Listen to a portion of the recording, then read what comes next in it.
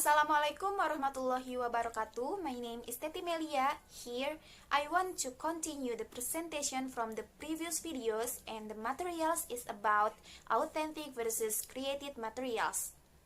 According to Nunan, 1999 defines authentic materials as spoken or written language data that has been produced in the course of genuine communication, and not specifically written for purposes of language teaching.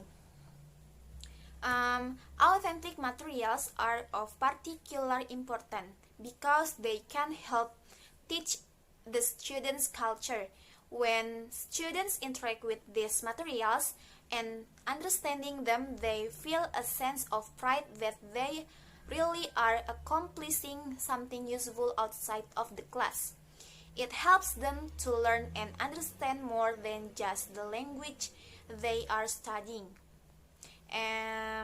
Created materials. Created materials refers to textbook and other specially developed instructional resources that have been prepared to include examples of specific grammatical items, discourse features. The other type of materials are created materials that have several advantages to them. They may be tailored specifically to any class. This means that students will find them both interesting and helpful. They can dovetail directly with any materials the school is requiring taught, which is as good in the eyes of the school as well. The types of authentic materials. The first is authentic listening.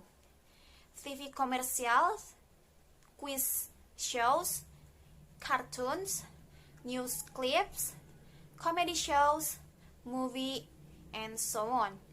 The second is authentic visual materials. Slides, photographs, paintings, children's artworks, stick figures drawings, and so on. And the last is authentic printed materials.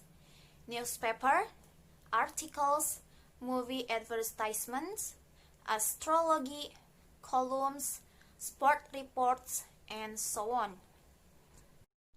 Advantages of authentic materials.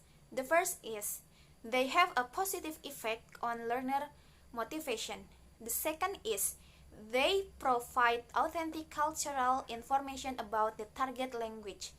The third is they provide exposure to real language rather than the artificial text found in created materials that have been specially written to illustrate particular grammatical rules or discourse types. And the last is they support a more creative approach to teaching. Teachers can develop their full potential as teachers, developing activities and tasks that better match their teaching styles and the learning styles of students.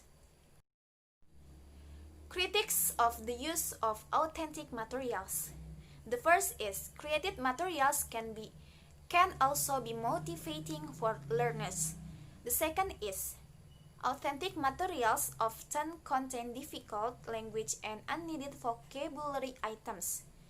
The third is created materials may be superior to authentic materials because they are generally built around a graded syllabus and hence provide a systematic coverage of teaching items. And the last is using authentic materials is a burden for teacher. Thank you.